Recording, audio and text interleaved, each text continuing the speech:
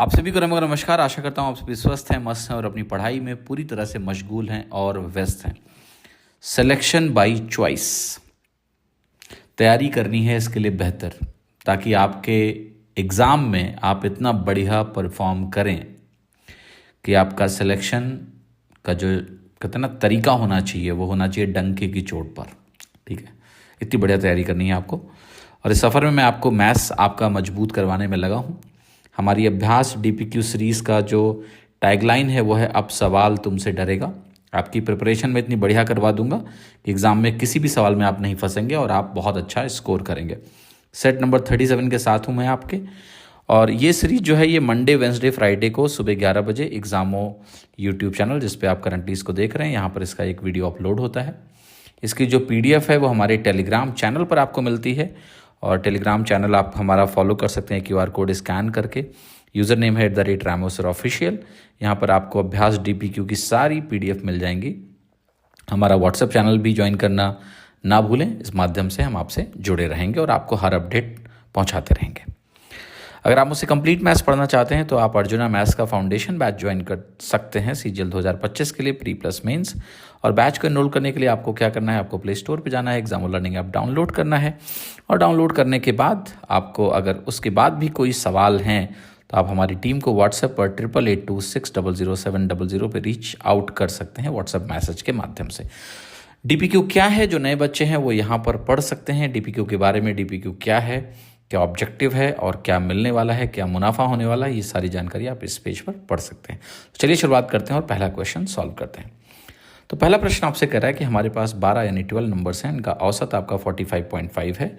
जो एवरेज है पहले 4 अंकों का वो 41.5 है और जो एवरेज अगले 5 नंबरों का है वो 48 है। जो 10वां नंबर है वो 4 अधिक है 11वें नंबर से और 9 अधिक है 12वें नंबर से। आपको बताना है कि एवरेज 10वें और 12वें नंबर का क्या होने वाला है। तो मैं इसको सारी चीज़ें लिखता हूँ। हमारे पास जो एक जानकारी दी है वो ये है कि हमारे पास टोटल जो है वो 12 यानी 12 नंबर है। और इसमें भी हमसे बात की गई है कि सेट ऑफ जो नंबर्स हैं उनका जो औसत दिया हुआ है वो कितनी कितनी संख्या में है, क्या उनका आपस में रिलेशन है, तो उसको हम लोग यहाँ बनाने की कोशिश करेंगे। तो बहुत गौर से आप सभी को देखना है, ध्यान से देखिएगा। सो मैंने क्या लिखा है सबसे पहले कि भाई मेरे पास 4 नंबर हैं कुछ एक प्रकार के, 5 हैं कुछ एक प्रकार के, और फिर हमारे पास 10th नंबर है, हमारे पास 11th नंबर है और हमारे पास 12th नंबर है। इस तरह से हमारे पास 12 नंबर्स हैं। जो ये 4 नंबर्स हैं इनका हमें औसत दिया है 45.5। क्या है आपको दिया हुआ औसत 45.5, तो मैंने लिख दिया यहाँ 45.5। ये 45.5 एक्चुअल में पूरे सारे 12 नंबरों का औसत है। तो 45.5 को आप चाहें तो ऊपर लिख लीजिए, ये सारे 12 यानी 12 नंबरों का औसत है। पहले 4 नंबरों का औसत मुझे दिया है 41.5, तो यहाँ हो गया 41.5। अगले 5 नंबरों का औसत 48 है, तो यहाँ पर मैंने लिख दिया 48। जो 10th नंबर है वो 4 ज़्यादा है 11th नंबर से और 9 अधिक है 12वें नंबर से, तो मैं 12वें नंबर को x मान लेता हूँ। तो 10th नंबर इससे 9 अधिक होने की वजह से x + 9 हो जाएगा। और 11th नंबर से अगर 4 अधिक है तो 11th नंबर हमारा x + 5 हो जाएगा। इस तरह से हमने सारी संख्याओं को लिख दिया। अब हम क्या करेंगे, इस 45.5 के रेस्पेक्ट में जो टोटल डेविएशन है वो तो 0 होना चाहिए। तो टोटल डेविएशन को 0 बनाने के लिए हम क्या करने जा रहे हैं, इसको गौर से देखिएगा। हम सबसे पहला काम ये करने जा रहे हैं कि 45.5 के रेस्पेक्ट में इस 41.5 का टोटल डेविएशन देखेंगे।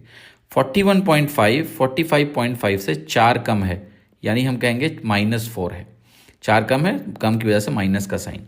और चूंकि क्वांटिटी 4 है तो नेट डेविएशन यहाँ से बनेगा -16, 4 × -4 48 पाएंगे। तो 48 जो है हमारा 45.5 से 2.5 अधिक है, इसको हम बोलेंगे सरप्लस है। पॉजिटिव डेविएशन है 2.5 का और 5 संख्या है तो 5 को 2.5 से गुणा करेंगे तो ये बनेगा 12.5 का पॉजिटिव डेविएशन।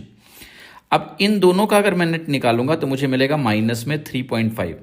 तो ये कह रहा है कि जो संख्याएं और उनका औसत मुझे मालूम है उससे मुझे नेट -3.5 मिल रहा है, यानी डेफिसिट है 3.5 की।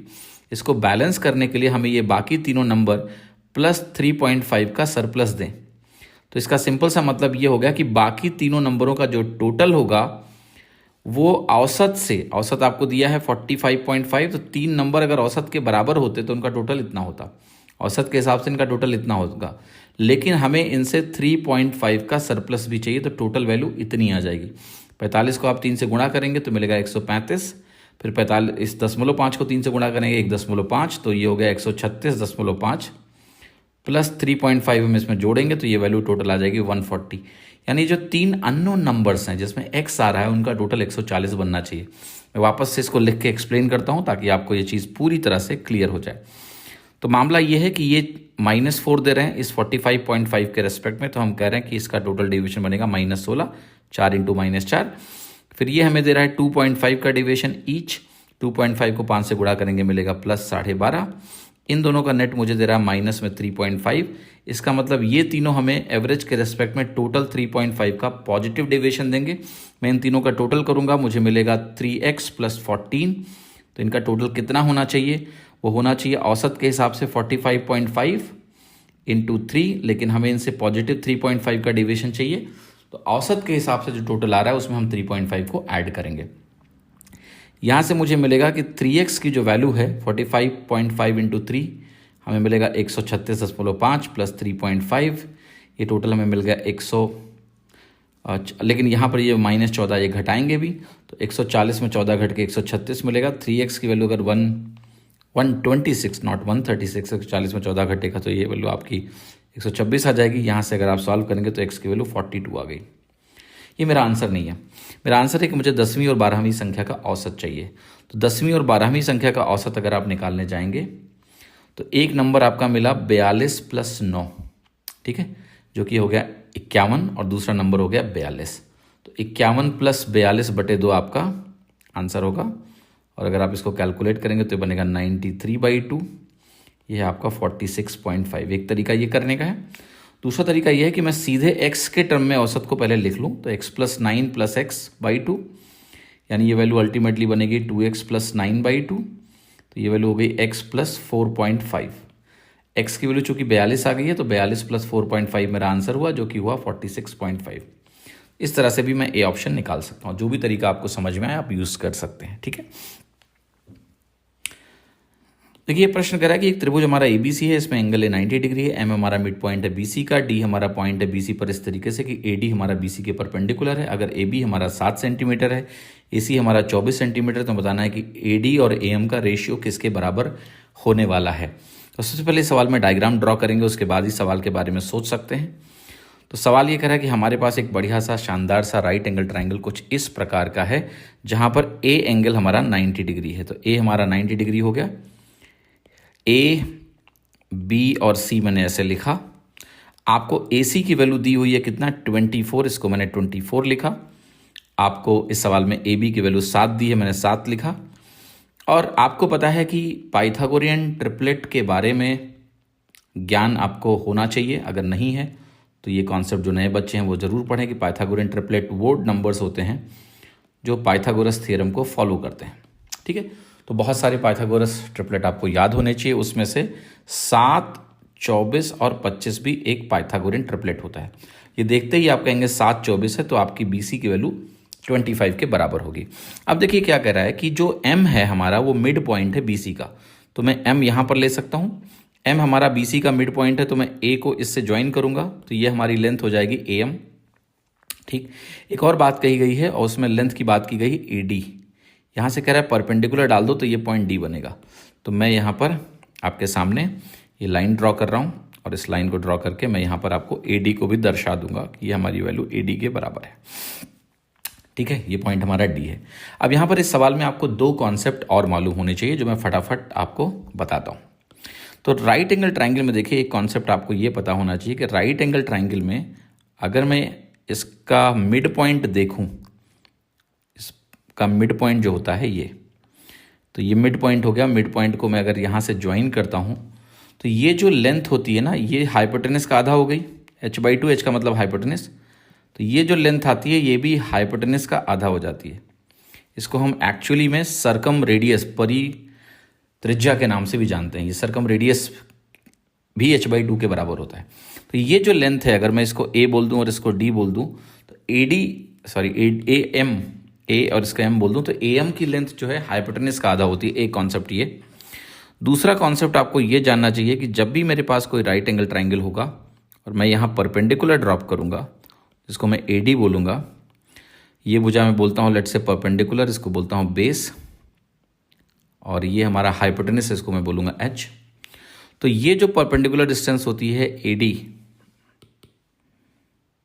और अदर मैं थोड़ा डिफरेंट टर्म्स देता हूँ, AD को मैं P बोल देता हूँ लेंथ में, इसको A बोल दो साइड, इसको B बोल दो साइड, और इस साइड को आप C बोल दीजिए। तो ये परपेंडिकुलर डिस्टेंस जो AD होती है P, ये आपका दोनों परपेंडिकुलर साइड्स का प्रोडक्ट अपॉन C यानी हाइपोटेनस के बराबर होती है। ठीक है, तो ये दो कॉन्सेप्ट यहाँ पर यूज़ होने वाले हैं।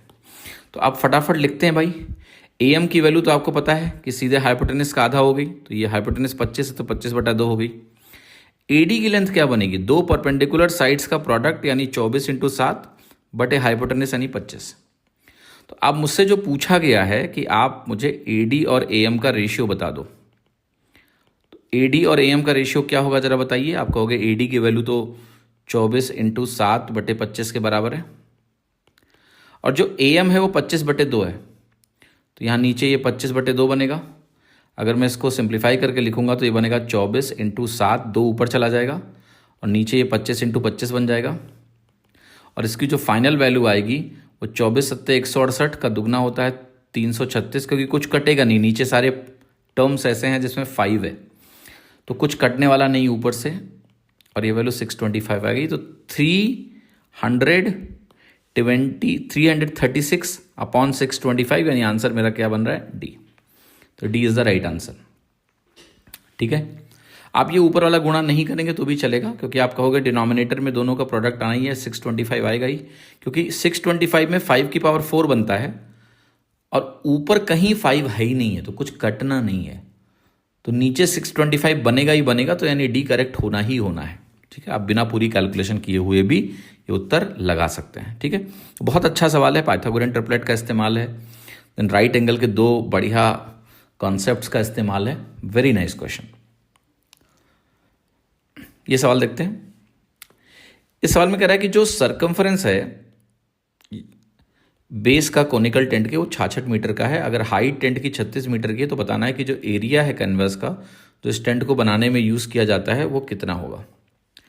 तो पहले इस सवाल को समझते हैं, ठीक है, और उसके बाद फिर आगे बात करते हैं। तो सवाल बहुत सिंपल है कि भाई मेरे पास एक कोन है, ये कोन हो गया। अब कोन का जो यहां पर कह रहा है आपसे कि एक और डेटा दिया हुआ है मुझे कि भाई ऊपर की ये जो वैल्यू है ना ये 36 है, हाइट 36 है, और हमें रेडियस ना देके हमें दे दिया गया है सर्कमफरेंस। सर्कमफरेंस होता है आपका 2πr की वैल्यू दे दी गई है, जहां पर r इसका रेडियस है, और ये वैल्यू हमारी 66 है।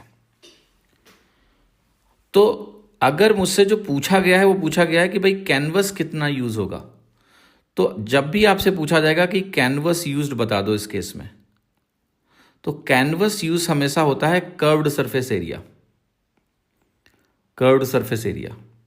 ठीक है, चाहे हम सिलेंड्रिकल केस की बात कर लें, चाहे हम इसकी बात कर लें, राइट, जब कर्व्ड सरफेस एरिया होता है कैनवस कितना इस्तेमाल होगा, राइट, क्लियर है कि नहीं। अब सिलेंडर के केस में तो ये भी डिपेंड करेगा कि भाई कैनवस टॉप में लगा रहे हैं कि नहीं, वो एडिशनल पॉइंट है, बट कोन में तो सिंपल है भाई, है ना, कर्व्ड सरफेस एरिया जो है वही होगा। तो यानी मुझे जो कैलकुलेट करना है वो πr/l निकालना है। मजेदार बात क्या है कि πr तो आप डायरेक्टली लिख सकते हो यहां से, क्योंकि 2πr अगर 66 है तो π × r हमारा 33 होगा, तो πr तो मैंने लिख दिया 33। l की वैल्यू बस निकालनी है, l निकल जाए तो मेरा आंसर आ जाएगा। आप करोगे सर आंसर 11 का मल्टीपल होगा क्या? 33 है। तो प्रॉब्लम यह है कि इस सवाल में 11 का मल्टीपल अगर 1 से ज़्यादा होगा तो वो टेक्निक आपकी चलती ही नहीं है। जैसे देखें ये आंसर 11 से कट रहा है, तो हो सकता है ये आंसर ज़रा देखिए, 5 3 8, 8 1 9, 7 2 9, तो 9 और 9 का अंतर 0 होता है, तो ये भी 11 से कट रहा है। एच का मतलब है मैंने लिखा है होल्ड, या कह लो हो सकता है, होल्ड किया हुआ है, अभी बोल नहीं रहा हूँ। अब दो आंसर अगर 11 के मल्टीपल हो गए तो आपकी ये टेक्निक तो चली ही नहीं, तो भाई कैलकुलेशन तो करनी ही पड़ेगी, बगैर कैलकुलेशन के काम तो नहीं चलने वाला है। ठीक है, एल कैसे निकालेंगे जल्दी से, ये क्वेश्चन है। अब ऐसे प्रश्नों में ना पाइथागोरियन ट्रिपलेट का भर भर के इस्तेमाल होता है। ठीक है, तो मैं आपको दिखाता हूँ कि पिछला हमने आपको एक ऑलरेडी पाइथागोरियन ट्रिपलेट दिखाया 7 24 25 का। राइट। यहां भी दिखाएंगे कि देखिए पाइथागोरन ट्रिपलेट को कैसे खूबसूरती से इस्तेमाल किया गया है, हिडन तरीके से, छुपा के। अब देखो यहां पर आर की वैल्यू आपको मालूम नहीं है, पहले आर निकालोगे। आर कैसे निकलेगा? तो मैंने ऑलरेडी, अगर आपने डीपीक्यू ठीक से फॉलो किया तो मैं एक चीज बता चुका हूं आपको कि रेडियस सरकमफरेंस को सी से डिनोट करता हूं 2πr, और एरिया, इन तीनों में अगर रेडियस 7 होता है तो सरकमफरेंस 44 हो जाता है और एरिया हमारा 154 हो जाता है। एक चीज का हमेशा ध्यान रखना कि अगर इस सवाल में मुझे सरकमफरेंस को 66 दे दिया गया, जो कि 44 का 1.5 गुना है, 1.5 टाइम्स है, तो रेडियस भी 1.5 टाइम्स हो जाएगा, यानी 7 इंटू 1.5 गुना हो गया। अब यहां पर रेडियस को मैं 7 इंटू 1.5 ही लिखूंगा। इसका रीजन है, अभी समझाता हूं। ये जो 1.5 आप देख रहे हो, 36 को भी क्या ऐसे मैं व्यक्त कर सकता हूं? 36 को जरा 1.5 से डिवाइड करिए, आपको कि 15 दूना 30, 15 चौके 60, ये 24 इंटू 1.5 है। अब देखिए ये 7 इंटू 1.5 है, ये 24 इंटू 1.5 है। अब 7, 24 और 25 का पाइथागोरन ट्रिपलेट होता है, तो ये वैल्यू आपकी 25 इंटू 1.5 बन गई, 37.5। तो पाइथागोरन ट्रिपलेट को रेशियो में कैसे यूज करना है ये समझना है कि ये वैल्यू 7 इंटू 1.5 हुई, ये 24 इंटू 1.5 है, ये 25 इंटू 1.5 है। आपको कहे सर मैं 1.5 से ऐसे डिवाइड नहीं कर सकता हूं, तो मैं दूसरा तरीका बताता हूं। दूसरा तरीका देखिए आपका हमेशा ऐसा होगा कि आप इस हाइट का रेशियो निकालिए इस रेडियस से, जो कि आपने अभी देखा 7 इंटू 1.5 है। रेशियो निकाल लो। रेशियो निकालोगे तो आप कहोगे 1.5 को मैं नेचुरली 3/2 लिखूंगा, तो ये 7 तरह 21/2 बनेगा। 2 को इधर ले जाऊंगा तो ये 72 रेशियो 21 बनेगा। अब 72 रेशियो 21 को आप 3 से काटोगे तो ये क्या बनेगा? 24 रेशियो 7 बनेगा। 24 रेशियो 7 बना। अब ये नेचुरली क्लियर हो गया कि 1.5 यहां से 1/1.5 किया गया दोनों साइड, क्योंकि 1.5 हट गया। अब जैसे आप कहोगे तो आप कहोगे हाइपोटेनस 25 होगा, तो हाइपोटेनस एक्चुअली में 25 इंटू 1.5 होगा, क्योंकि ये 7 इंटू 1.5 है, ये 24 इंटू 1.5 है, तो यहां से ये वैल्यू आ गई। अब मुझे L मिल गया, तो उत्तर कैसे आएगा? 33 इंटू एल। एल हमारा अभी मैंने आपके सामने लिखा है, इसको मैं 75/2 लिखूंगा, इसको मैं 3/2 सोचूंगा तो आसान रहेगा, 75/2 सोच लिया। अब 75 को मुझे 33 से गुणा करना है, तो मैं कैसे सोचूंगा देखिएगा ध्यान से, मेंटली करने के लिए इसको 30 + 3 सोचूंगा। सो 75 का 3 गुना होता है 225, 30 गुना होगा 2250, ये मेंटली सोचना है आपको, प्लस 75 3 225 होगा, डिवाइडेड बाई 2 करना है, तो ये वैल्यू हमारी हो गई सिंपली 2475 हुई, 22 2 2475/2। इसका आधा करूंगा, मुझे मिलेगा 1275 का आधा होता है 37.5, तो 1237.5 यानी आंसर बी। ठीक है, क्लियर? इस तरीके से मैं कर सकता हूं इसको, तो 2475/2 यानी 1237.5। एक और लाइन ऑफ थॉट है इस कैलकुलेशन का, अगर आप सोचना चाहें तो, कि ये जो वैल्यू मेरी आई, अगर आप ध्यान से देखें, इसके पहले एक स्टेप था 33 इंटू 25 इंटू 3/2।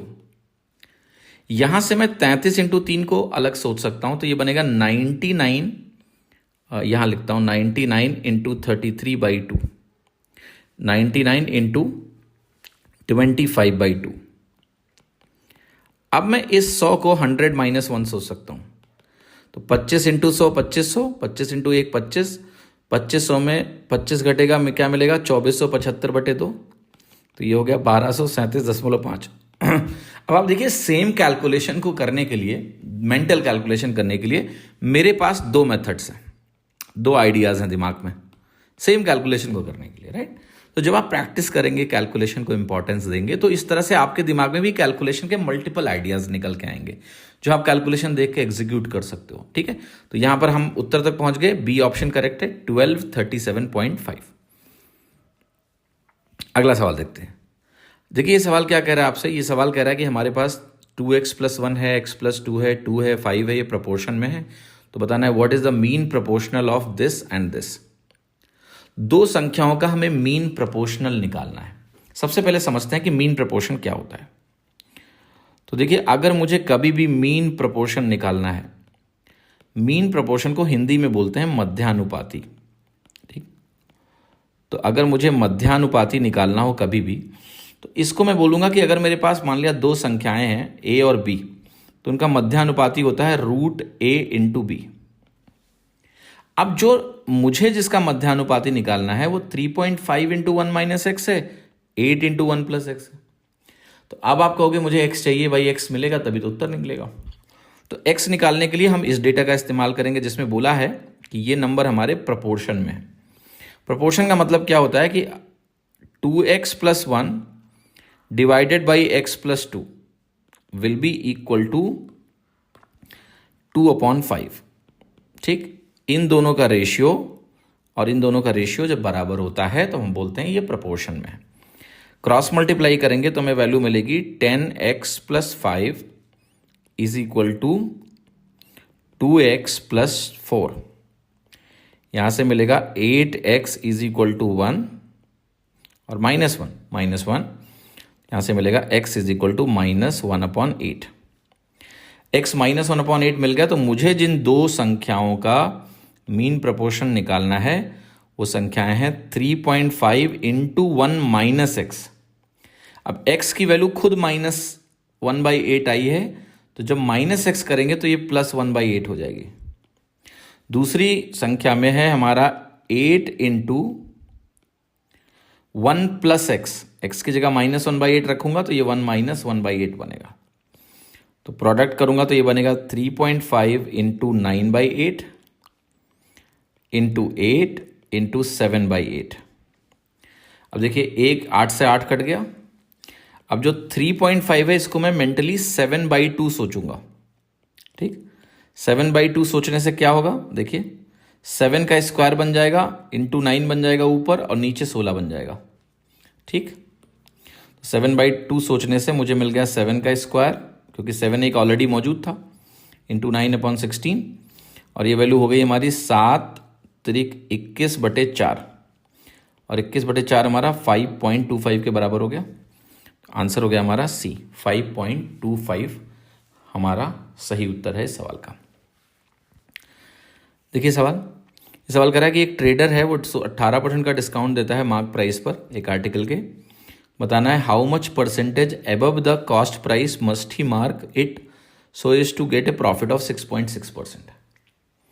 देखिए किसी भी सवाल में अगर मुझे प्रॉफिट परसेंटेज पता हो कि P% है या फिर लॉस परसेंट पता हो कि L% है, मुझे मार्कअप परसेंटेज भी पता हो, डिस्काउंट परसेंटेज मालूम हो कि D% है, तो CP और MP का रेशियो बड़ी सरलता से लिखा जा सकता है कि CP/MP जो होता है वो 100 - D/100 + P के बराबर होता है, जहां D और P परसेंटेज वाली वैल्यूज हैं। ठीक है कि भाई D अगर यहाँ पर जैसे 18% दिया है डिस्काउंट, तो उसको हम क्या लिखेंगे, उसको हम सीधे लिख देंगे D की जगह 18। ठीक है, तो अब जैसे इस सवाल में देखते हैं CP/MP लिखेंगे हम, आप कहोगे ये वैल्यू बन जाएगी 100 - 18 क्योंकि डिस्काउंट परसेंटेज 18 है और प्रॉफिट में 6.6% का कमाना है, तो ये वैल्यू हो जाएगी 100 + 6.6। तो ये वैल्यू हो गई 82 डिवाइडेड बाई 106.6।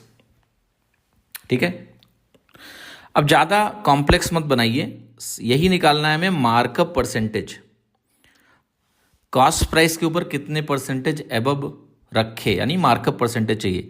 यही निकाल लेना कि CP से MP कितना % अधिक है। आप यहाँ से अंतर निकालिए तो ये वैल्यू आएगी 24.6। तो हमें निकालना है कि ये 24.6 82 का कितना % है। ठीक है, तो आप कहोगे 2460/82, ये 82 का सीधा सीधा दिख रहा है 30%।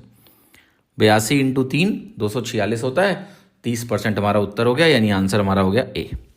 सो सिंपल क्वेश्चन, कोई कॉम्प्लेक्सिटी नहीं है इस सवाल में। ठीक है, ये सवाल कर रहा है कि A और B एक काम को 15 दिन में कर सकते हैं, B और C इस काम को 12 दिन में कर सकते हैं, C और A इस काम को 10 दिन में कर सकते हैं। ये सारे लोग 6 दिन काम करेंगे, फिर B और C छोड़ के चले जाएंगे। हमें ये बताना है कि अकेले A इस काम को कितने दिन में कर सकता है। अकेले A से हमें ये काम करा लेना है, तो ये कितने दिन में ये कार्य हो जाएगा, ये हमें कैलकुलेट करके इस पर्टिकुलर केस में हमें बताना है। ठीक है, तो ध्यान से देखते हैं इस सवाल को, कैसे ये सवाल होगा, किस तरह से हल कर सकते हैं इसको। हम ये कहेंगे सबसे पहले कि हम भाई टोटल वर्क हो, चूँकि यहाँ पर 3 संख्याएं हैं, एक जगह 15 दिया हुआ है, एक जगह 12 दिया हुआ है, एक जगह हमें 10 दिया हुआ है, तो इनका एलसीएम लेते हैं। 15, 12, 10 का एलसीएम है 60, टोटल वर्क को 60 यूनिट मान लेते हैं। अब अगर मैं A+B लिखना चाहूँगा तो चूँकि ये 15 दिन लगाते हैं तो हम कहेंगे 60/15, और 60/15 क्या होता है, 15 चौके 60, 4 बनेगा। फिर अगर हमें B+C को लिखना हो तो B+C 12 दिन लगाता है तो 60/12 5 होगा। फिर हम लिखेंगे C+A 10 दिन लगाता है तो 60/10 6 दिन होगा। अब यहाँ से हम टोटल करेंगे तो मुझे मिलेगा ट्वाइस ऑफ A+B+C, और ये वैल्यू होगी 5, 4, 9, 6, 15। सो A+B+C की वैल्यू कितनी आएगी, आपका हो गया, आ गया 7.5, या कह लें 15/2। अब देखिए, आगे बढ़ने के पहले हमें अल्टीमेटली क्वेश्चन में ये भी पता है कि हमें बाकी बचा हुआ काम A से कराना है, तो हम A की एफिशिएंसी भी निकालना चाहते हैं। तो A+B+C मुझे 15/2 मालूम है, और मुझे B+C पता है 5 है। तो मैं अगर इस एक्सप्रेशन में B+C की वैल्यू उठा के रख दूं तो क्या A की वैल्यू आ जाएगी? यस। तो मैं निकालता हूं, A की वैल्यू आएगी 15/2 माइनस B+C। B+C की खुद की वैल्यू क्या है, 5, तो ये आ गया A की वैल्यू 2.5। A की अपनी एफिशिएंसी 2.5 आ गई। अब सवाल के बाकी बचे कार्य को कर लेते हैं। कह रहा है 6 दिन तक तीनों काम करेंगे, तो 15/2 की एफिशिएंसी से अगर तीनों ने 6 दिन काम किया तो 45 यूनिट्स का काम हो गया। 60 यूनिट का काम है तो 15 यूनिट का काम बाकी है। अब इस 15 यूनिट का काम कौन कर रहा है? इस 15 यूनिट का काम कर रहा है A, जिसकी एफिशिएंसी है 2.5। तो अगर इसकी एफिशिएंसी 2.5 की है तो ये 25 छक्का 150 होता है, तो 6 टाइम्स 2.5 15 बनेगा। तो आपका आंसर हो गया 6 डेज, यानी A को अकेले बाकी बचे काम को करने के लिए 6 दिन लगने वाले हैं। ठीक है, तो ये आपका उत्तर हो गया। अब देखिए, सवाल कह रहा है कि अमित जो है ऑफिस 40 मिनट लेट पहुंचता है हर दिन। एक पर्टिकुलर दिन वो अपनी स्पीड को 25% से कम करेगा, इससे वो 60 मिनट लेट पहुंचेगा। आपको बताना है कि how much time would he take to travel to his office if he decides to be on time on a particular day. सवाल ये कह रहा है कि रोजाना अमित भाई साहब 40 मिनट लेट पहुंचते हैं, यानी जिस टाइम पे पहुंचना चाहिए उससे 40 मिनट ज़्यादा लगाते हैं। एक दिन उन्होंने अपनी स्पीड को 25% कम किया तो और टाइम लगा, तो अब ये 60 मिनट लेट पहुंचे। तो देखिएगा गौर से, 25% कम करने का मतलब होता है -1/4 कर देना। यानी अगर आपकी स्पीड 4 थी तो आपने उसको उठा के 3 कर दिया। जब आप स्पीड को 4 से 3 करते हैं तो आपका जो टाइम है वो 3 से 4 हो जाता है, क्योंकि डिस्टेंस वही है। तो स्पीड इनटू टाइम आपका डिस्टेंस होता है। तो इस प्रोपोर्शनैलिटी का यूज कर सकते हैं कि अगर आपने स्पीड को 4 से 3 किया तो टाइम 3 से 4 हो जाएगा। ध्यान रखिएगा, जब भी डिस्टेंस सेम होता है तो speed ratio is reverse of time ratio. In other words मैं बोलूं कि जो टाइम रेशियो है T1 रेशियो T2, ये रिवर्स ऑफ स्पीड रेशियो बनता है अगर डिस्टेंस कांस्टेंट है। तो सेम चीज।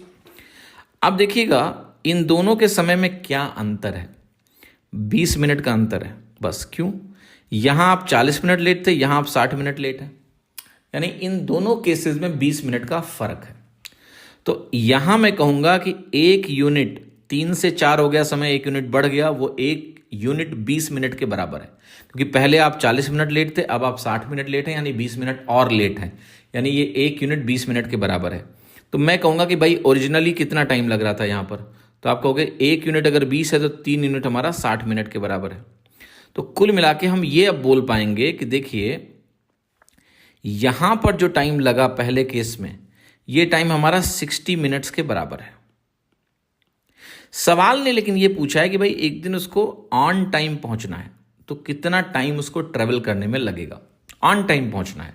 आपको पता है इस वाले केस में भी वो 60 मिनट लेता है, ये पता चल गया, बट इस वाले केस में ये 40 मिनट लेट था, ये ध्यान रखिएगा। तो जब वो 60 मिनट लेता है तब भी वो 40 मिनट लेट है, यानी जो उसका नॉर्मल टाइम है T नॉर्मली उसको कितना लेना चाहिए, वो सिर्फ उसको 20 मिनट लेना चाहिए इस यात्रा में, तब वो ऑन टाइम होगा। तो इस सवाल का उत्तर हो गया 20 मिनट्स, यानी आंसर हो गया आपका D 20 मिनट्स। देखिए सवाल क्या कह रहा है सुनिधि ने 14,070 रुपये बोरो किया, जो कि पे बैक करना है 3 इक्वल हाफ ईयरली इंस्टॉलमेंट्स में। अगर इंटरेस्ट हमारा कह रहा है कंपाउंडेड हाफ ईयरली होता है 16 2/3% पर एनम के रेट से। How much is the instalment? दो बातें, 3 इक्वल इंस्टॉलमेंट हैं लेकिन हाफ ईयरली हैं, इतने का लोन अमाउंट है, इतना बोरो किया गया है। इंटरेस्ट रेट जो है 16/2/3% पर एनम है, लेकिन यहां मामला हाफ ईयरली इंस्टॉलमेंट का है। तो हम क्या करेंगे, हमें यहां पर 6 महीने का इंटरेस्ट निकालना पड़ेगा। अब देखिए, अगर 12 महीने का इंटरेस्ट जो कि एनुअल रेट ऑफ इंटरेस्ट है वो आपका 16 2/3% है, तो 6 महीने का इंटरेस्ट क्या होगा? आधा। इसका आधा करेंगे तो 16 का आधा 8 बनेगा और 2/3 का आधा 1/3 बनेगा, एक तरीका। दूसरा तरीका, फ्रैक्शन के टर्म में भी सोच सकते थे कि भाई 12 महीने का इंटरेस्ट है, फ्रैक्शन में 1/6 हुआ। अब 6 महीने का निकालना यानी आधा, तो फ्रैक्शन में 1/12 बनेगा, और 1/12 को ही हम क्या बोलते हैं? 8 1/3%, ऐसे ही बोल सकते हैं। अब मुझे इसका इस्तेमाल करना है और इसका फ्रैक्शन 1/12 का होता है, ये बहुत महत्वपूर्ण है हाँ समझ पाना। अब सवाल क्या है, इस सवाल में किस चीज का इस्तेमाल होता है? क्योंकि 3 इंस्टॉलमेंट्स हैं, सबसे पहला काम आपको करना होता है कि आप कहते हैं हर स्टेप पे अगर मेरा लेट्स से थोड़ी देर के लिए सब भूल जाओ, आप देखो क्योंकि कंपाउंड इंटरेस्ट का केस है, 3 इंस्टॉलमेंट है 6 महीने वाले। आप मुझे बताइए कि अगर रेट मेरा 1/12 का है और मैं सिर्फ अभी कंपाउंडिंग देखता हूं, तो 3 साल में उस कंपाउंडिंग का रेशियो क्या हो जाता है? 12 क्यूब आपका 13 क्यूब बन जाता है। ठीक, that is what is going to happen. ये वैल्यू हमारी 2197 हो गई और 12 का क्यूब हमारा 1728 होता है। अब मैं कुछ समझाने जा रहा हूं, उसको बहुत गौर से सुनिएगा। मैं यहां लिखूंगा t बराबर 0, t बराबर 1, t बराबर 2, t बराबर 3। ये t बराबर 0 और t बराबर 1, t बराबर 1 का मतलब पहला इंस्टॉलमेंट, इसको मैं 6 मंथ भी लिख सकता हूं। ठीक, दूसरा इंस्टॉलमेंट इसको मैं 1 ईयर भी लिख सकता हूं। तीसरा इंस्टॉलमेंट 1.5 ईयर लिख दिया मैंने। अब देखो, मैं एक चीज आपको यह समझाना चाह रहा हूं कि अगर मैंने यहां पर सबसे आखिरी में एक इंस्टॉलमेंट दिया होगा 2197 का, तो t बराबर 0 पर उसकी वैल्यू 1728 रही होगी, क्योंकि दिस इज द रेशियो 3 साल। तो अगर मैं 3 साल जंप करके आऊंगा वापस, तो ये 2197 जो t बराबर 1.5 ईयर्स पर 2197 है, उसकी इक्विवेलेंट वैल्यू t बराबर 0 पर 1728 रही होगी, ये रेशियो लिखा हुआ है। मैं अब मान लेता हूं कि मेरा इंस्टॉलमेंट 2197 का है, यही इंस्टॉलमेंट यहां भी होगा जो आपने t बराबर 1 ईयर के एंड में दिया होगा, सेकेंड इंस्टॉलमेंट, और यही इंस्टॉलमेंट आपका 2197 आपने 6 मंथ के एंड में पहला इंस्टॉलमेंट दिया होगा, फर्स्ट इंस्टॉलमेंट। अब इसको मुझे 2 बार पीछे लाके वैल्यू देखनी होगी, इसको मुझे 1 बार पीछे ले जाके वैल्यू लिखनी होगी। अब मैं थोड़ा इसका तरीका दिखाता हूं कि भाई जल्दी से कैसे लिखेंगे, पहले समझ भी लो फिर जल्दी से लिखने का तरीका, कि नेक्स्ट टाइम आपको ये काम बार बार ना करना पड़े। अब देखिएगा, ये 12 क्यूब और ये 13 क्यूब है।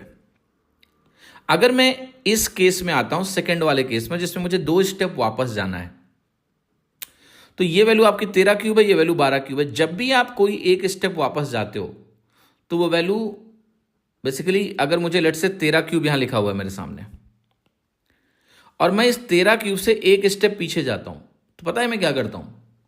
मैं इसको 1 13 हटा के 12 से गुणा करता हूं। मतलब यहां से यहां अगर मुझे एक स्टेप इधर जाना हो, यहां से यहां अगर आप जाते हो तो आप 13/12 गुना करते जाते हो, 13/12 गुना करते जाते हो, तो आपकी वैल्यू अल्टीमेटली ये मिलती है। उल्टा जाओगे इधर तो आप 12/13 गुना करोगे। तो आप मुझे बताओ, अगर 2 बार आपने 12/13 गुना किया तो 13 का स्क्वायर कट जाएगा यहां पर। तो यहां पर आपकी जो वैल्यू मिलने वाली है बेसिकली ये आपको मिलेगी, देखिए यहां पर आपकी ये वैल्यू क्या है, 12 का क्यूब। यहां 2 बार अगर आपको करना है तो यहां आपको लिखना पड़ेगा 12 का स्क्वायर इंटू 13। यहां एक ही बार अगर करना है तो आपको लिखना पड़ेगा 12 की पावर 1 इंटू 13 का स्क्वायर। तो ये थोड़ा शॉर्टकट तरीका इसको लिखने का वैल्यू का। ये 13 का क्यूब तीसरा इंस्टॉलमेंट, दूसरा इंस्टॉलमेंट यहां पर है, उसकी यहां पर वैल्यू होगी 12 स्क्वायर इंटू 13, क्योंकि 2 स्टेप पीछे जाना है। ये वैल्यू होगी 12 इंटू 13 स्क्वायर। अब सबकी वैल्यू को लिख के मुझे कंप्यूट करना पड़ेगा, तो कंप्यूट करते हैं। t बराबर 0 पर जो वैल्यूज लिखी है मैंने, एक वैल्यू देखो 1728 है, इसको एज इट इज लिखता हूँ 1728। ये जो 12 स्क्वायर इंटू 13 है, ये बेसिकली आपका है 144 इंटू 13।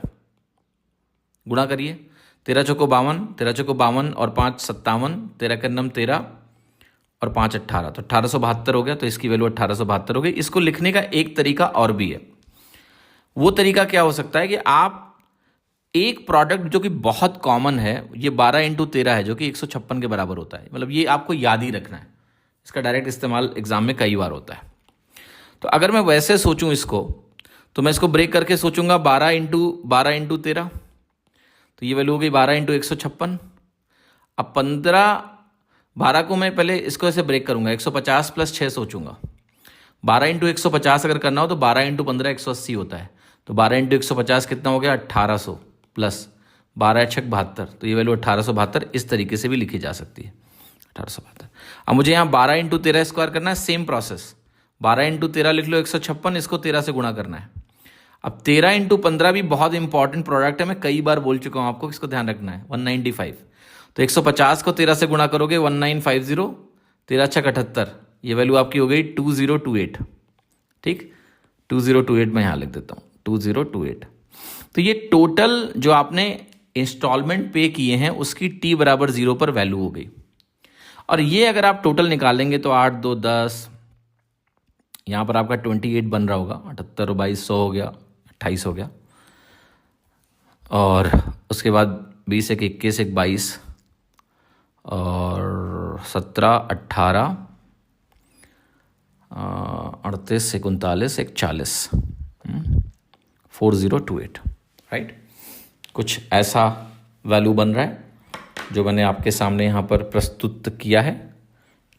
ठीक है, 12 इंटू 13 स्क्वायर 169। तो ये आपको इसका टोटल कर लेना है। अब देखिए ये जो वैल्यू आपके सामने मैंने यहाँ पर लिखी है, ये जो वैल्यू आपके सामने यहाँ पर मैंने लिखी है, ये वैल्यू नहीं सॉरी, टोटल मैंने गलत लिख दिया है। टोटल में फिर से कर देता हूँ। एक्चुअली ये आपका 38 बनेगा, और 38 में अगर आप 17 जोड़ेंगे 55, और एक कैरी भी था, तो 5628 बन रहा है, सॉरी 5628।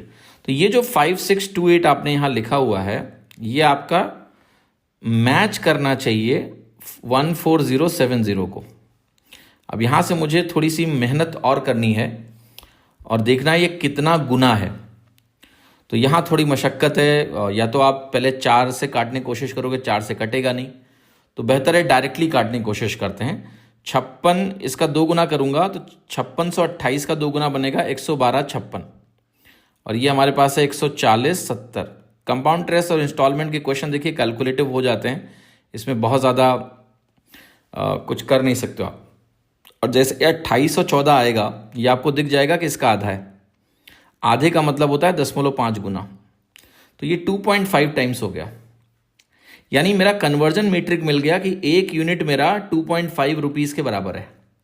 तो इंस्टॉलमेंट वैल्यू क्या हुई, ये इंस्टॉलमेंट जो 2197 यूनिट का मैंने मान रखा है, इसको मुझे 2.5 से गुणा करना है, यही मेरा आंसर है। अब आप इस कैलकुलेशन को कैसे करेंगे, आप मेंटली इसको सोचेंगे 2200 माइनस 3, 2200 को मैं 2.5 से गुणा करने जा रहा हूँ। तो 2200 को 2.5 से गुणा करोगे तो क्या मिलेगा जरा बताओ। 250 का आप 5/2 सोच सकते हो, 22 5 110 होता है। ठीक है, तो कुल मिला के जो मामला बनेगा बटे 2 होगा, तो ये वैल्यू 5500 आ गई सीधे सीधे। 5500 में 7.5 घटा देना है मुझे, तो ये वैल्यू आ जाएगी आपकी 5492.5, 5492.5 ये कैलकुलेशन हो जाएगी। तो आपका कैलकुलेशन आपका सी ऑप्शन आपको प्रदान कर देगा। ठीक है, तो अच्छा सवाल है। इस सवाल को जरूर रिवाइज करिएगा, देखिएगा किस तरह से कैलकुलेशन हुई है, और साथ ही साथ इंस्टॉलमेंट का कॉन्सेप्ट समझने की कोशिश करिए कि अगर 3 इंस्टॉलमेंट्स हैं तो किस तरह से रेशियो का इस्तेमाल करके आप इस सवाल को जल्दी कर सकते हैं। जल्दी तो नहीं होगा, टाइम लगेगा, बट स्टिल बाकी लोगों से जल्दी कैसे कर सकते हैं। देखिए सवाल आपसे कह रहा है कि 2 लिक्विड्स हैं, इनको हमने मिक्स किया है 2:1 में, और मिक्सचर को हमने 168 रुपये पर लीटर पे बेचा है 20% के प्रॉफिट पे। अगर सेकेंड लिक्विड हमारा 20 रुपये पर लीटर अधिक कॉस्ट करता है पहले लिक्विड से, तो हमें बताना है कि what does it cost for the first liquid. तो कुछ जानकारियां जो दी हैं मैं लिखता हूं। पहले एक तो ये कि पहला लिक्विड का कॉस्ट अगर आप x मानेंगे तो दूसरे लिक्विड का कॉस्ट x + 20 है। पहली बात, इनको मैंने 2:1 में मिक्स किया है, ये दिया हुआ है। इनको मिक्स किया है और कह रहा है कि भाई जो मिक्सचर है ना, उसको जब मैं 168 रुपये पे बेच रहा हूं तो 20% का मुनाफा हो रहा है। लेकिन हमें मिक्सचर का कॉस्ट प्राइस निकालना पड़ेगा पहले, सबसे पहला काम वही है। तो मिक्सचर का कॉस्ट प्राइस किस प्रकार से निकलेगा? आप कहोगे 20% का मतलब होता है 5 का 6 हो जाना, 20% बढ़ने का मतलब होता है 5 6 हो गया। अब ये काटेंगे तो मिलेगा 6 दूनी 12, 4 16, 6 8 48, यानी 28 टाइम्स मिल गया। अब 28 पंचे 140 हो गया, तो हमारा जो सीपी है 140 आ गया। कॉस्ट प्राइस मिक्सचर का 140 निकल के आ गया। सेलिंग प्राइस मिक्सचर का 168 था, 20% का मुनाफा था। कैलकुलेट किया तो सीपी हमारा मिक्सचर का 140 आ गया। अब मैं यहां पर वेटेड एवरेज लगा दूंगा। मैं कहूंगा कि 2 इंटू एक्स बनेगा 2x, 1 इंटू एक्स प्लस 20 बनेगा x प्लस 20 डिवाइडेड बाई 3। ये हमारा औसत बन रहा है इस सिनारियो का, जो कि सवाल में 140 के बराबर दिया हुआ है। अब आगे क्या करूंगा मैं? आगे मैं कहूंगा कि ये वैल्यू हो जाएगी 3x plus 20 is equal to 420। यहाँ से मिल जाएगा 3x इज इक्वल टू 400, यहाँ से मिल जाएगा x is equal to 400 by 3, यानी 133 1/3 इज माई आंसर, यानी आंसर इज बी। तो बी राइट आंसर हो गया। ठीक है, क्लियर? अब देखिएगा ध्यान से, गौर से इस सवाल को। एक और चीज बहुत इंटरेस्टिंग है इस सवाल में, वो मैं पॉइंट आउट कर देता हूं। इस सवाल में 2 उत्तर गलत हैं, इसको आप एलिमिनेट कर सकते हैं। जैसे ही आपने मिक्सचर का सीपी 140 निकाल लिया, अब मिक्सचर का सीपी अगर 140 है, पहले लिक्विड का दाम कम है, दूसरे का ज्यादा है, तो नेचुरली जो दूसरा लिक्विड है उसका दाम 140 से ज्यादा आएगा और इस लिक्विड का दाम 140 से कम आएगा। पहले वाले लिक्विड का एक्स की वैल्यू, यही पूछा है what does it cost for first liquid. 140 से कम होगा मेरा उत्तर, तो ये 140 नहीं हो सकता, 150 नहीं हो सकता। मुझे बी और सी में नहीं पता एलिमिनेट करने के बाद कौन सा सही है, उसके लिए तो निकालना पड़ेगा। लेकिन सोचो कि किस्मत अच्छी हो और एग्जाम में बी और सी 2 ऑप्शन 140 के बीच में 140 से कम नहीं होते, तो आप सीधे लगा सकते थे कि आंसर बी है। अगर मान लिया सी ऑप्शन की जगह उन्होंने लिख दिया होता 141, तो कुछ सोचना ही नहीं था, आप बी सीधे लगा देते। 140 निकालने के बाद मेहनत बच जाती थोड़ी सी। इसलिए आपको ये स्मार्ट अप्रोचेस भी दिमाग में बिठानी है, ऑप्शन एलिमिनेशन भी, लॉजिकल चीज़ों का इस्तेमाल करते रहना है। ये सवाल कर रहा है कि टोटल एज सारे गेस्ट का एक पार्टी में 540 वर्ष है। नॉर्थ इंडियन कपल जो है वो पार्टी अगर छोड़ देता है तो जो औसत है बाकी गेस्ट का वो नहीं बदलेगा, सेम रहेगा। और ये भी दिया हुआ है कि दोनों जो हस्बैंड और वाइफ है नॉर्थ इंडियन कपल के, उनकी एज भी सेम है। तो बताना है कि जो एवरेज एज दिस कपल का है और जो original number of guest party में है वो कितने हो सकते हैं रेस्पेक्टिवली कैन बी। अभी कैन बी शब्द का इस्तेमाल क्यों किया गया है? साथ ही साथ एक ऑप्शन है can not be determined, we have to see कि भाई ये क्या है। तो देखो कुछ कॉन्सेप्ट समझ लो एवरेज का। सबसे पहले अगर मेरा एवरेज लेटेस्ट से सर्टेन नंबर है एक्स, मान लेते हैं एवरेज एक्स है। अब मान लिया कुछ लोग छोड़ के जा रहे हैं इसको, इस ग्रुप को छोड़ रहे हैं, कह रहे हैं हम जा रहे हैं यहां से। जो छोड़ के जाते हैं अगर उनका अपना एवरेज भी एक्स है, जितने भी लोग गए मान लिया उनका खुद का एवरेज एक्स है, तो एक बात का ध्यान रखना कि एवरेज बदलेगा नहीं। ऐसे ही vice versa is also true. मान लिया एवरेज एक्स है, छोड़ने के बजाय लोग आ जाएं जिनका एवरेज एक्स हो, एवरेज एक्स ही रहेगा। ठीक है, उन्होंने एवरेज को डिस्टर्ब भी नहीं किया। ठीक, ये जो डेटा दिया हुआ है ना कि उनका जो हस्बैंड और वाइफ है उनकी एज सेम है, इसका जरूरत ही नहीं है हमें। ये जो दिया है कि average of remaining guest remains unchanged, इसका सिंपल सा मतलब है कि जो हस्बैंड और वाइफ जा रहे हैं उनका एवरेज एक्स है। अब अगर कह रहा है उनका एज सेम है, तो इनका मतलब इंडिविजुअली वो एक्स और एक्स है, उसकी हमें यहां जरूरत ही नहीं है। हमारा बस ये एक लॉजिक है कि भाई 2 लोग गए, एवरेज नहीं बदला, इसका मतलब उनका खुद का एवरेज भी एक्स है, तभी नहीं बदला एवरेज, वरना एवरेज बदल जाता। अब एक बात समझो तुम, मान लेते हैं कि शुरू में पार्टी में n लोग थे, जब इन्होंने छोड़ा नहीं था तो n लोग थे, ओरिजिनली n लोग थे, और औसत तब भी x रहा होगा ऑब्वियसली। तो n इंटू एक्स की वैल्यू क्या है? 540 है। हमारे पास सिर्फ यही एक इक्वेशन इस सवाल में है, n into x is equal to 540। अब इसको हम बोलते हैं वन इक्वेशन और दो वेरिएबल। एक इक्वेशन में अगर दो वेरिएबल होते हैं तो इसके मेनी सॉल्यूशंस होते हैं।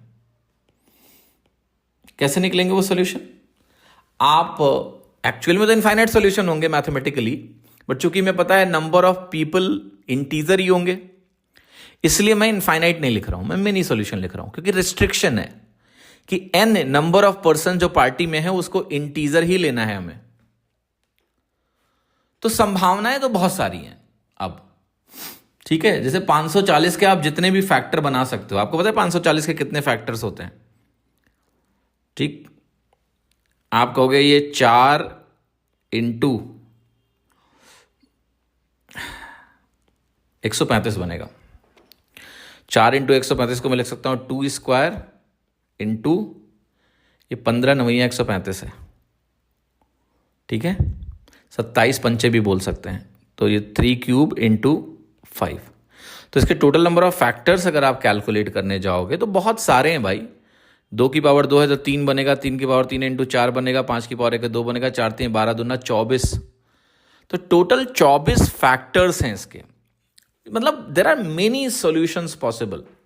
540 के 24 फैक्टर का मतलब ये हो गया कि अगर एक वैल्यू 1 लूंगा तो एक वैल्यू 540 बनेगी। ठीक है, एक वैल्यू 2 लूंगा तो 270 बनेगी, एक वैल्यू मैं 3 लूंगा तो 180 बनेगी, so on. There are so many values possible. इसमें कुछ वैल्यूज एलिमिनेट हो जाएंगे, जैसे n की वैल्यू 1 नहीं हो सकती है, क्योंकि पहले अगर 3 से ज़्यादा लोग होंगे ही पहले, तभी तो 2 लोग छोड़ के जा पाएंगे। n की वैल्यू 2 भी नहीं हो सकती है, तो ये दोनों गलत हो जाएंगे। But otherwise there are many solutions possible. तो जब भी n इंटू एक्स का प्रोडक्ट 540 हो और ऐसा केस ना हो भाई, कम से कम 2 से ज़्यादा लोग हों, ठीक है, कि जो छोड़ के जा रहे हैं, ठीक है, उसके बाद लोग बचे हों, समझ रहे हो?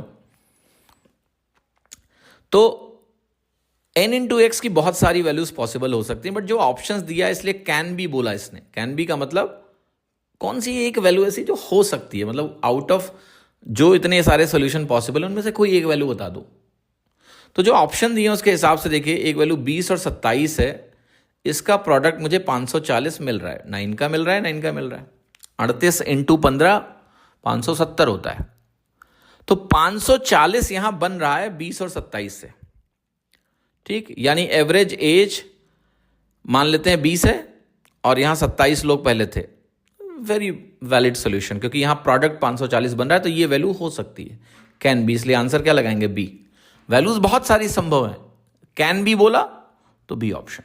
ठीक है, क्लियर? अदरवाइज सॉल्यूशंस तो बहुत सारे बना सकते हैं। 27 इंटू 20 को 20 इंटू 27 सोच लो, कि पहले मान लेते हैं 20 लोग थे, उनका एवरेज 27 था, वैसे भी हो जाएगा। ठीक है, तो there are many possibilities, but can be में एक सॉल्यूशन ढूंढना है, तो एक हमारा बी है आउट ऑफ गिवन ऑप्शंस। ये सवाल कह रहा है कि रेशियो हमारा ए बी सी का 3:4:6 है, और वो भी स्पीड का रेशियो है। बताना है what is the ratio of time taken by A B and C respectively to cover the same distance. तो ध्यान रखिएगा कि अगर मेरी स्पीड का रेशियो S1 S2 S3 हो और सेम डिस्टेंस में हमें टाइम का रेशियो निकालना हो T1 T2 T3, तो टाइम का रेशियो होता है कुछ नहीं, 1/S1 ratio 1/S2 ratio 1/S3। और ऐसे ये भी होता है कि अगर मुझे स्पीड का रेशियो लिखना हो, टाइम का रेशियो पता हो, तो हम ऐसे भी लिख सकते हैं कि S1 ratio S2 ratio S3 अगर निकालना हो सेम डिस्टेंस पे, तो 1/T1 ratio 1/T2 ratio 1/T3। तो ये हो गया। अब इफेक्टिवली आप बोलोगे कि ये हो गया 1/3, 1/4, 1/6। अब इसको सिंप्लीफाई करना होगा, तो मैं आपको छोटा तरीका बता देता हूं कि अगर मुझे स्पीड रेशियो दिया हो, टाइम रेशियो लिखना हो जल्दी से, तो क्या करते हैं। आप कुछ मत करो, आप ऐसे लिखो T1 ratio T2 ratio T3। ये स्पीड रेशियो है, टाइम रेशियो लिखना है। तो जब इसके करस्पॉन्डिंग मुझे टाइम लिखना होगा तो मैं इन दोनों का गुणा करूंगा, तो ये 4 छक्के 24 बनेगा, तो यहां मैं लिखूंगा 24 रेशियो। जब मुझे इसके करस्पॉन्डिंग T2 की वैल्यू लिखनी होगी तो मैं इन दोनों का गुणा करूंगा, पहले और आखिरी का, तो 6 तरीक 18। जब मुझे T3 के करस्पॉन्डिंग वैल्यू लिखनी होगी तो मैं 3 और 4 का गुणा करूंगा, तीसरा छोड़ दूंगा, 12। अब इसको मैं काट सकता हूं 6 से, 6 चौके 24, 6 तरीक 18, 6 दूनी 12, तो मेरा आंसर हो गया 4 3 2, सी ऑप्शन। आप यहां भी इनका एलसीएम लेके गुणा कर सकते थे, बट अगेन एलसीएम लेने में टाइम जाएगा, तो ये जो स्मार्ट तरीका मैंने आपको बताया ये आप सीधे यूज कर सकते हो, ठीक है। ऑलराइट, 4 3 2 आंसर हो गया। अभी देखो एक थॉट प्रोसेस और मैं आपको बताना चाहता हूं, जिससे यहां उत्तर नहीं मिलेगा, बट क्या है वो थॉट प्रोसेस, गौर से देखिए।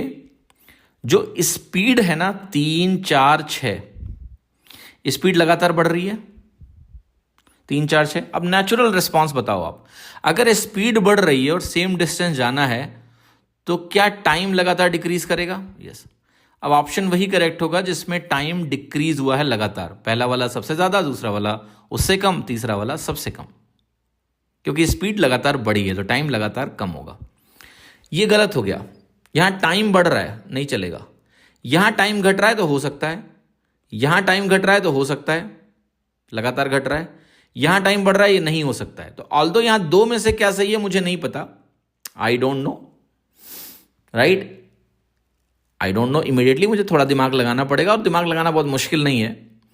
देखो अगर इन दोनों का, दो को ही पकड़ लो सीधे, क्योंकि दो के केस में अगर स्पीड रेशियो 3:4 है तो टाइम रेशियो 4:3 होता है, उल्टा हो जाता है दो के केस में। तो वहां से पता है पहले दोनों का 4:3 ही होगा, सिर्फ उतने लॉजिक से मैं सी लगा सकता हूं और कुछ नहीं सोचना है। अगर पहले दो का 3:4 स्पीड रेशियो है तो टाइम रेशियो 4:3 बनेगा, और 4:3 कहां है? सिर्फ सी में है, तो सी करेक्ट होगा। तो एक ये भी तरीका है, बट इंपॉर्टेंट ये था कि भाई स्पीड लगातार बढ़ी तो टाइम लगातार कम होगा। ऑल्दो इससे दो ऑप्शन बच रहे हैं, बट एग्जाम में हो सकता है कि ऐसे एक ही ऑप्शन हो, तो हम उसको तुरंत लगा सकते हैं। तो ये भी थॉट प्रोसेस आप डेवलप करिए। सवाल देखते हैं। सवाल कह रहा है कि प्रेफरेंसेस दिए हैं people in buying different ice cream flavours. तो डिफरेंट आइसक्रीम फ्लेवर्स हैं वनीला, चॉकलेट, स्ट्रॉबेरी। इसका ग्राफ यहाँ दिया हुआ है, बट चूंकि ग्राफ का डेटा देखना यहाँ इतना आसान नहीं है, तो मज़ेदार बात यह है कि यहाँ पर इन्होंने वो एग्जैक्ट डेटा टेबल में बना के भी लिख दिया है। बहुत अच्छी बात है। People buying chocolate ice cream in year 2001 and 2 together are approximately what percentage more or less than the people buying vanilla flavor in 4 and 5? So ice cream 1-2, chocolate ice cream 1-2, vanilla 4-5। तो चॉकलेट हमें देखना है 1-2 और vanilla हमें देखना है 4 और 5। ये बताना है कि ये जो टोटल है ये इन दोनों के टोटल से कितना परसेंट अधिक है। तो मैं लिखता हूं, यहाँ पर मैं लिखता हूँ चॉकलेट 1 और 2001 और 2002, यहाँ लिख दिया, और यहाँ पर हमने लिखा वनीला 2004 एंड 5। तो 2001 और 2 का चॉकलेट बनेगा हमारा 775, और 4 और 5 का वनीला हमारा बनेगा 600। तो जाहिर सी बात है ये अधिक है, इसमें कोई डाउट नहीं है, क्योंकि आंसर में मोर या लेस बताना है और परसेंटेज वैल्यू भी बतानी है। तो ये वैल्यू आ गई 175। तो पहली बात तो अधिक है। कितना अधिक है? तो नेचुरली आप देखोगे तो 30% 600 का 180 होता है, ये उससे कम है। अधिक है लेकिन 30% से मैग्नीट्यूड कम होगा। अधिक है 30% से कम होगा तो मोर करेक्ट होगा, लेकिन 30 से कम होगा तो आंसर बी हो गया, क्योंकि ए और डी तो होने नहीं है। तो आप बिना पूरी कैलकुलेशन के उत्तर लगा सकते हैं। परसेंटेज अगर निकालना ही है तो आप कहोगे 175/6 लिखेंगे, क्योंकि 100 से गुणा करोगे 2 जीरो कटना ही है। अब इसको आप डिवाइड करेंगे तो आप कहेंगे ये वैल्यू बनेगी 6 दूनी 12, 6 9 54, 1 बच जाएगा 29, 1/6% मोर, यानी आंसर हो गया मेरा B. B is the right answer. देखिए सवाल आपसे क्या कह रहा है, what is the ratio of people buying vanilla flavour in 1 4 5 to the people buying strawberry flavour over the years. Vanilla 1 4 5, strawberry all. तो मैं लिख रहा हूँ वनीला 1 + 4 + 5, और स्ट्रॉबेरी क्या है? All years. इसका हमें निकालना है रेशियो, ठीक है। तो लेट्स कैलकुलेट। तो वनीला को लेता हूँ 1 4 और 5, 4 5 का टोटल 600 और 400 हो गया 1000, ठीक। 1000 देखती मुझे पता है ए और डी नहीं होगा, क्योंकि 38 कभी आ ही नहीं सकता 1000 को काटने से, 38 नहीं आएगा, क्योंकि यहाँ पर भी टोटल तो इंटीजर ही आएगा, तो 38 नहीं आ सकता। 1000 के फैक्टर क्या बनेंगे आपके, है ना, 40 बन सकता है, 40 इंटू 25 1000 होता है, 38 नहीं बनेगा, बट 40 दो जगह है, इसलिए हमें नहीं पता क्या उत्तर है, सॉल्व करना पड़ेगा। स्ट्रॉबेरी टोटल निकालना है तो देखो 300, 350, 325, 300, 300, तो 305 बार तो है ये, तो 1500 बन गया, और 50 और 25 और है, तो ये 1575 हो गया। अब काट लेते हैं, तो ये 15 इंटू 40 बन गया, और ये 25 इंटू 40 बन गया, 25 छक्का 150, 25 या 75, तो 63 हो गया। 40/63 मेरा आंसर है B. So B becomes the right answer here, B हमारा उत्तर हो गया। देखिए सवाल आपसे क्या कह रहा है, ये सवाल कह रहा है कि average of people buying vanilla flavour in 2004 and 5 together is x, and if people buying chocolate flavor in 2006 are 100/11% more than x, find the number of people buying chocolate flavor in 2007। वाह, answer है इसका can not be determined. क्यों, देखो तुम ये कह रहे हो कि वनीला फ्लेवर जो 4 और 5 में मिला के खरीद रहे हैं, इसको हम x मान लेते हैं, यानी x की वैल्यू पता है, ठीक है। अब आप कह रहे हो कि जो लोग चॉकलेट खरीदेंगे 2006 में, क्योंकि 2006 में यहां चॉकलेट का डेटा नहीं दिया हुआ है, तो 2006 में लेकिन आप ये बता रहे हो कि वो x से सर्टेन परसेंटेज ज़्यादा है, तो हम कहेंगे 2006 में हम निकाल लेंगे, क्योंकि x पता है हमें, और उसको हम 100/11% से बढ़ाएंगे, यानी 1/11 से बढ़ाएंगे, तो मुझे 2006 का भी चॉकलेट पता चल जाएगा। लेकिन तुम मुझसे पूछ रहे हो कि 2007 में चॉकलेट फ्लेवर कितने लोगों ने खरीदा। अरे भाई, वो तुमने थोड़े ना बताया मुझे, नहीं कोई रिलेशन दिया कि मैं निकाल पाऊंगा, तो आंसर होगा D, can not be determined. अब कई बच्चे इतना जोश में होते हैं कि वो एक्स की वैल्यू निकाल लेंगे, फिर 2006 का चॉकलेट निकाल लेंगे। नहीं निकालना है भाई, आपको जो निकालना है वो निकाल ही नहीं सकते, तो उत्तर सीधे हो गया ना, कैन नॉट बी डिटरमिन्ड। अब उसके पहले की चीज निकाल के करोगे क्या तुम, तो डीआई को थोड़ा सा अच्छे से करना सीखिए। जैसे सवाल को, बहुत शानदार सवाल है ये, आपकी रिवीजन के लिए आपकी नोटबुक में जाना चाहिए। देखिए सवाल आपका कह रहा है, what is the ratio of people who liked strawberry flavour in the year 135 together to the people who liked vanilla and strawberry in 2 and 4। तो देखिए स्ट्रॉबेरी 135 लेना है टोटल, और जो वनीला है हमारा वो लेना है 2 और 4 का टोटल। तो स्ट्रॉबेरी में ले रहा हूं 1, 3 and 5, तो ये हो गया 925। ठीक, अब ध्यान से देखिए 925 को अगर मैं 25 से डिवाइड करूं तो ये 25 इंटू 37 है, 1000 - 4 है, 25 इंटू 40 1000 होता है, 75 कम किया तो 25 इंटू 3 कम हो जाएगा, तो 25 इंटू 37 है, लेकिन 37 दो जगह दिया हुआ है, therefore I can not mark my answer directly. 18 और 53 नहीं होगा, ये मुझे पता है, क्योंकि ये फैक्टर है ही नहीं है, लेकिन 37 दो जगह है, तो अभी उत्तर नहीं पता चला। अब वनीला 2 and 4 देखते हैं, तो वनीला 2 and 4 बनेगा हमारा, इसका टोटल जो कि है 3, 2, 5, 625 से 25, एक मिनट, वनीला एंड, सॉरी मैं एक चीज़ मिस कर रहा हूँ, वनीला एंड स्ट्रॉबेरी लेना है मुझे, तो वनीला भी लेना है, स्ट्रॉबेरी भी लेना है 2, 4 का, तो ये 625 तो बनेगा ही, स्ट्रॉबेरी भी लेंगे 2 और 4 का, तो ये 350 प्लस 300 650 और है, तो ये वैल्यू हो गई आपकी 1275। और 1275 को अगर आप 25 से काटेंगे तो 25 पंचे 125, 25 सेकंड 25, तो 25 तो कट जाएगा, ये 51 बना, 37:51, that is option B. B is the right answer. मैंने सवाल थोड़ा सा मिस आउट किया था, वनीला एंड स्ट्रॉबेरी है ये, ठीक है। That's it, done for the day. I hope आपको इस सेशन में मजा आया। टेलीग्राम ज्वाइन कर लीजिए, व्हाट्सएप चैनल ज्वाइन कर लीजिए। थैंक यू, बहुत बहुत धन्यवाद। एक कमेंट जरूर छोड़िएगा, right, how are you feeling after following DPQ, ठीक है, ज़रूर बताइएगा, समझ में आया, और अपने जो फीडबैक हैं वो भी ज़रूर दें। आशा करता हूँ कि DPQ सीरीज़ आपको फ़ायदेमंद हो रही है। जो नए बच्चे हैं उनको मैं बता देता हूँ कि ये जो अभ्यास DPQ की सीरीज़ है, ये 200 सेट्स तक हम करते रहेंगे, 200 सेट्स तक, तो 37 सेट्स हो गए हैं। हर सेट में 15 सवाल होते हैं। तो अगर आप इस सीरीज़ को करेंगे 200 × 15 यानी 3000 सवाल आप मेरे साथ कर लेंगे। और ये सीरीज़ मंडे, वेंसडे, फ्राइडे को 11 बजे इसका एक वीडियो इस यूट्यूब चैनल पे आता है एग्जामों पर। इसको 100% आप सभी को फॉलो करना ही करना है, करते रहना। अगर आप मुझसे कंप्लीट मैथ सीखना चाहते हैं तो आप एग्जामो लर्निंग ऐप डाउनलोड करके इस बैच में एनरोल कर सकते हैं। कोई क्वेरी है तो आप 8882600700 पर हमारी टीम को व्हाट्सएप मैसेज भी भेज सकते हैं। तो बहुत बहुत शुक्रिया, धन्यवाद, अपना ख्याल रखिए। See you in the next DPQ। Bye.